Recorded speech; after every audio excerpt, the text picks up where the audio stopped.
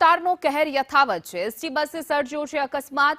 ગોળ લીમડા એસટી બસનો અકસ્માત છે। અમદાવાદથી સુરત જતી એસટી બસ દુકાનમાં ઘૂસી ગઈ હતી। ઓવર સ્પીડમાં એસટી બસ દુકાનમાં ઘૂસી ગઈ।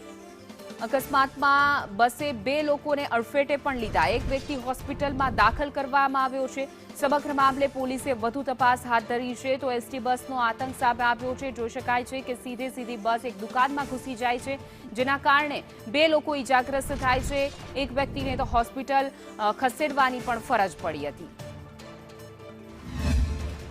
અમદાવાદ શહેરમાં રફતારના રાક્ષસનો કહેર યથાવત જોવા મળી રહ્યો છે। જ્યારે આ વખતે રફતારનો કહેર એસટી ચાલકનો જોવા મળ્યો હતો કે જે અમદાવાદથી સુરત તરફ જતી બસ હતી, જે વોલ્વો અને સ્લીપર કોચ આવેલી છે। જે બસ ચાલક બેફામ બન્યો હતો અને લાલ દરવાજા તરફથી ગોળ લીમડા પાસે કોર્પોરેશનની જે ઓફિસ આવી છે તેના બીઆરટીએસની બિલકુલ સામેની બાજુમાં જે લારી હતી, જે દુકાન હતી અને જ્યાં વાહનો પાર્ક કર્યા હતા, ત્યાં અકસ્માત સર્જ્યો હતો। વારંવાર શહેરમાં અકસ્માતોના બનાવ જે બની રહ્યા છે, ત્યારે મોડી રાત્રે પણ આ જ પ્રકારે એક અકસ્માત, જે ગમખ્વાર અકસ્માત સર્જાયો હતો, જેમાં 2 લોકોને અડફેટે લીધા હતા, જેમાં એક વ્યક્તિને ગંભીર ઈજાઓ પહોંચી હતી, જેને હોસ્પિટલમાં સારવાર અર્થે ખસેડવામાં આવ્યો છે। જોકે વારંવાર અકસ્માતોના બનાવો શહેરમાં બેફામ બની રહ્યા છે। જ્યારે એસટી ચાલક છે, જે ગઈકાલે રાત્રે અંદાજિત 2 વાગ્યાની આસપાસનો જે અકસ્માત હતો, જેમાં બેફામ બન્યો હતો અને અન્ય વાહનોને પણ અડફેટે લીધા હતા, જ્યારે દુકાનમાં દિવાલ સુધી ધસી પડ્યો હતો, જેના કારણે 2 લોકોને અડફેટમાં લેતા એક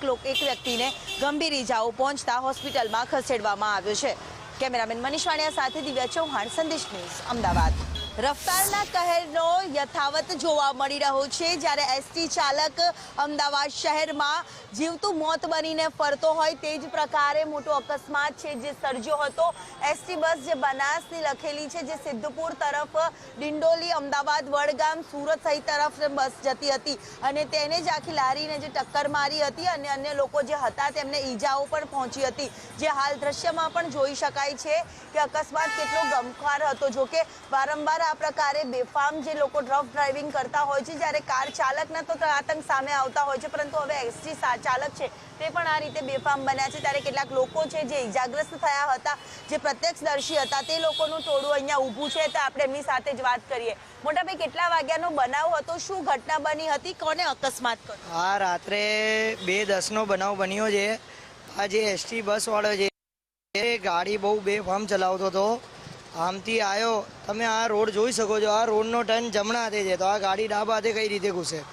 ને એસટીના જે સાહેબો છે એ બધા અહીંયા આવીને ગયા, જોઈને ગયા, લખીને ગયા, એમ કહેતા હતા કે આ બસનો રૂટ આ છે જ નહીં, તો આ રૂટ ઉપર આવી કેમ?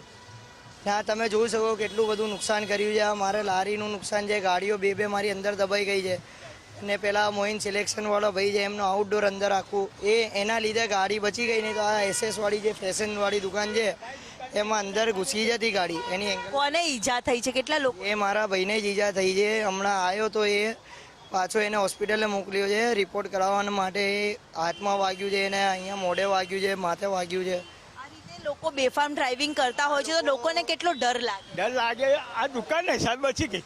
આ છે ને દુકાન અમારે છે, અહીંયા નોકરી કરું છું, એટલે ત્યાંથી બચી ગઈ। તો રોજ આપણે ગાડી તો રોજ આવે, લશ્કરી બસ રાતે 11 વાગે ચાલુ થઈ જાય, સવારે 5-6 વાગ્યા સુધી ચાલુ રહે। આ રોજ ગાડી આવે છે ને જાય છે, આવે છે કે નહીં? બાકી બધી લશ્કરી અહીંયાથી આવે છે, નહીં તો અમારી દુકાનમાં ઘૂસી જતા। અહીંયાથી જુઓ, તમે બતાવો, તમને આવો। કેટલી હેરાનગતિ લોકો? બહુ હેરાનગતિ છે। પહેલી વાત તો આ કે આનો રૂટ નથી, તો બી આ રૂટ ઉપર કેમ આવ્યો? ગીતા એમના અધિકારીને ડ્રાઇવિંગ કર્યું, એવી બેફામ ડ્રાઇવિંગ કરી। આ ચલો કે આ સારું છે, હું 60 વર્ષ મારા દાદાના ટાઈમથી લારી લાગે છે અમારી।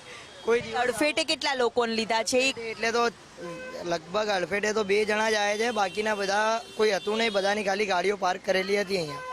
એટલે 2 લોકોને અડફેટે લીધા હતા, જેમાં એકને ગંભીર ઈજાઓ છે તે પહોંચી હતી। જે પ્રકારે સ્થાનિકોનું કહેવું છે કે વારંવાર અહીંયાથી આ જ પ્રકારે લોકોને પણ ડર સતાવતો હોય છે, ત્યારે એસટી ચાલકે ગઈકાલે રાત્રે અંદાજિત 2 વાગ્યાની આસપાસ બેફામ બન્યો હતો અને અકસ્માત છે જે સર્જ્યો હતો। કેમેરામેન મનીષ વાણિયા સાથે દિવ્યા ચૌહાણ, સંદેશ।